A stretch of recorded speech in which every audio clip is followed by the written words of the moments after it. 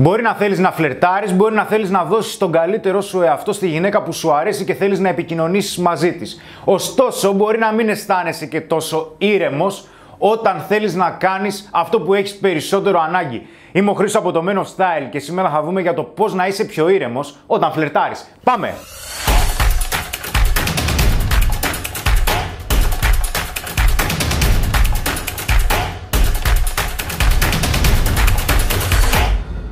Όταν δεν φλερτάρεις συχνά, είναι πολύ λογικό να αισθάνεσαι αμηχανία, νευρικότητα, να νιώθεις ότι είσαι ντροπαλός και πιθανότατα πως ο Αρμαγεδόν θα πέσει στο κεφάλι σου ανά πάσα στιγμή. Το μυαλό είναι περίεργο και σίγουρα δεν είναι πάντα ένα μέρος για να ζεις ή να παίρνεις τη σκέψη σου τόσο στα σοβαρά. Τις περισσότερες περιπτώσεις, όταν θέλουμε να κάνουμε κάτι το οποίο δεν το έχουμε ξανακάνει ή απέχουμε καιρό από αυτό, το μυαλό μας έχει την τάση να βλέπει περισσότερο μία απειλή παρά μία ενδεχόμενη απόλαυση σε αυτό. Με αποτέλεσμα η συναισθηματική αξία που δημιουργείται από τον τρόπο που αντιλαμβανόμαστε την εξωτερική πραγματικότητα να μας επηρεάζει άμεσα στο πώς και αν θα κινητοποιηθούμε. Δηλαδή, με λίγα λόγια, στο πώς οι ίδιοι δημιουργούμε κίνητρο στον εαυτό μας ή και γενικότερα πώς δημιουργείται κίνητρο μέσα μας. Αυτό που θέλω να σου πω είναι πως όσο περισσότερο θεωρείς ότι τα πράγματα θα πάνε στραβά, τόσο περισσότερο απομακρύνεσαι από αυτό που θέλεις να κάνεις περισσότερο ή εν τέλει δεν εκφράζεσαι. Γι' αυτό και δεν νιώθεις και τόσο μεγάλη ηρεμία όταν θέλεις να φλερτάρεις με μια γυναίκα που σου αρέσει. Όταν ξεκίνησα τη διαδικασία να βελτιωθώ στο κομμάτι του φλερτ, άρχισα να παρατηρώ κάποιες νοητικές συμπεριφορές που είχα και με απέτρεπαν από το να έχω την ηρεμία που θα ήθελα και κυρίως να απολαμβάνω περισσότερο τη διαδικασία του φλερτ και το πώς αλληλεπιδρώ με μια γυναίκα που μου αρέσει. Τα νοητικά μοτίβα που είχα στο μυαλό μου και με μπλόκαραν από το να έχω την άνεση και την ηρεμία που ήθελα όταν φλερτάρω ήταν τρία. Το πρώτο ήταν πως σκεφτόμουν περισσότερο τι μου λείπει. Το δεύτερο ήταν πως σκεφτόμουν διαρκώς πόσο δύσκολο είναι να φλερτάρω και να εκφράσω τις προθέσεις μου. Και το τρίτο φυσικά ήταν πως σκεφτόμουν διαρκώς το ενδεχόμενο πως θα απορριφθώ.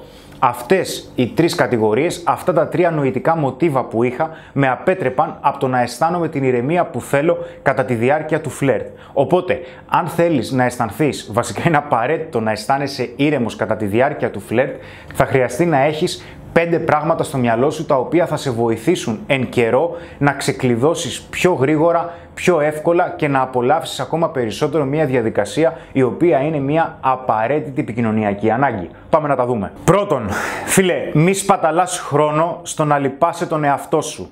Η αυτολύπηση δεν έχει καμία σχέση με το να έχεις επίγνωση των αδύνατων σημείων σου. Το ότι έχεις κάποια αδύνατα σημεία, για παράδειγμα στην επικοινωνία σου ή στην εξωτερική σου εμφάνιση ή στο πόσο άνετος αισθάνεσαι, δεν έχει να κάνει με την αυτολύπηση. Αυτολύπηση είναι να βουλιάζεις διαρκώς σε ένα νοητικό τούνελ που σου υπενθυμίζει όλους αυτούς τους λόγους που δεν μπορείς να πετύχεις. Ναι, οκ.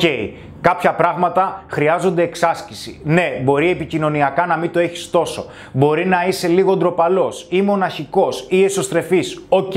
Συγκεντρώσου στο τι θέλεις τη συγκεκριμένη στιγμή. Μη σκέφτεσαι διαρκώς τα επόμενα βήματα και τι θα κάνεις στη συνέχεια, γιατί αυτό σε μπλοκάρει. Σκέψου τι θέλεις να κάνεις, σκέψου τι μπορείς να κάνεις στη συγκεκριμένη στιγμή και με βάση αυτά τα δεδομένα δώσε ό,τι καλύτερο μπορείς. Όχι όμως με την προσοχή σου εστιασμένη στο να δώσεις το τέλειο, στο να προβάλλεις τον τέλειο εαυτό. Δεν χρειάζεται. Μη λυπάσαι τον εαυτό σου, δεν σου αξίζει. Το δεύτερο είναι να αφήσεις στην άκρη το σύνδρομο του ζητιάνου. Όταν φλερτάρεις, δεν προσπαθείς σώνει και καλά να κερδίσεις έστω και λίγο από την προσοχή της γυναίκας. Αυτό που πρέπει να είσαι απόλυτα συγκεντρωμένος να κάνεις είναι να εκφράζεις τις προθέσεις σου και να περνάς καλά, ενώ ταυτόχρονα εκφράζεις μια αυθεντική περιέργεια στο να γνωρίσεις ακόμα περισσότερο τη γυναίκα που σου αρέσει και κυρίως να δεις αν θέλεις να συνεχίσει η διαδικασία του φλερτ μαζί της.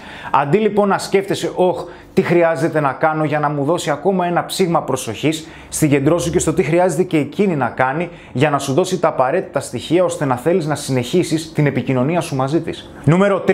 Αν χρειαστεί να προβάλλεις κάτι, τότε συγκεντρώσου στο τι πραγματικότητα και στο τι συναισθήματα προβάλλεις προς τα έξω.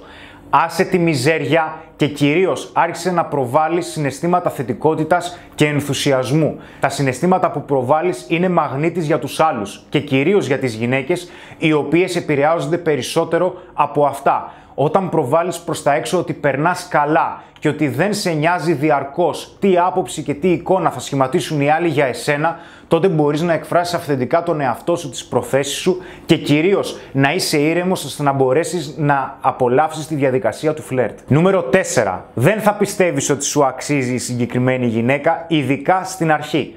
Και τι έγινε? Χρειάζονται πεποιθήσεις για να πιστεύουμε ότι κάτι μας αξίζει. Και αν σε κάποιον τομέα δεν έχουμε αυτές τις πεποιθήσεις, τότε δεν μπορούμε να πιστέψουμε ότι μας αξίζει. Δεν χρειάζεται να συγκεντρωθείς στο τι δεν πιστεύεις ότι σου αξίζει, αλλά χρειάζεται να συγκεντρωθείς στο τι θέλεις και στο πόσο το θέλεις. Η θέληση είναι ένα πανίσχυρο εργαλείο και θα χρειαστεί διαρκώς καθ' όλη τη διάρκεια της επικοινωνίας σου με τις γυναίκες να μην εστιάζεις μόνο στο τι σου λείπει ή στο γιατί δεν μπορείς να φανείς ελκυστικός ή αν είσαι ελκυστικός στα μάτια της, αλλά στο τι θέλεις να καταφέρεις από τη συγκεκριμένη επικοινωνία και στο τι προθέσεις θέλεις να προβάλλεις. Πέμπτο και πιο ωραίο απ' όλα, άσε τις υποθέσεις στην άκρη. Τι μπορεί να σκεφτεί η γυναίκα αν πω εκείνο? Τι γνώμη θα σχηματίσει για εμένα αν κάνω την κίνηση και την αγγίξω, αν πάω να τη φιλήσω ή αν τη ζητήσω να ανταλλάξουμε τηλέφωνα? Τι θα μου πει, πώς θα μου το πει, μήπως με απορρίψει, μήπως δεν με απορρίψει, μήπως κάνει κολοτούμπες πάνω σε τραμπολίνο από τη χαρά της? Άσε τις υποθέσεις στην άκρη και συγκεντρώσου απόλυτα στο τι θέλεις, όπως είπαμε και στο νούμερο 4. Όταν κάνεις υποθέσεις και ταυτόχρονα βρίσκεσαι σε μια κατάσταση η οποία είναι άγνωστη για εσένα, οι υποθέσεις που θα κάνεις θα είναι αρνητικές, δεν θα είναι θετικές. Όταν πας να κάνεις κάτι το οποίο δεν το έχεις ξανακάνει και ταυτόχρονα δεν έχεις και θετικές πεποιθήσεις για να στηριχθείς ως θεμέλια για να πιστεύεις ότι σου αξίζει, τότε πιστεύεις ότι αυτό που θα συναντήσεις θα είναι ένας τρομακτικός μπαμπούλας ο οποίος σε περιμένει στη γωνία να σε κάνει μια χαψιά. Αυτό τις περισσότερες φορές δεν ισχύει και μην ξεχνάς, αν έχεις κάποιες υποθέσεις, συμπεριφέρσου με τέτοιο τρόπο ώστε να τις τεστάρεις και να δεις αν εν τέλει είναι πραγματικές. Ήμουν ο Χρήστος από το Men of Style και σήμερα μιλήσαμε για το πώς να είσαι πιο ήρεμος όταν φλερτάρεις. Να είσαι καλά!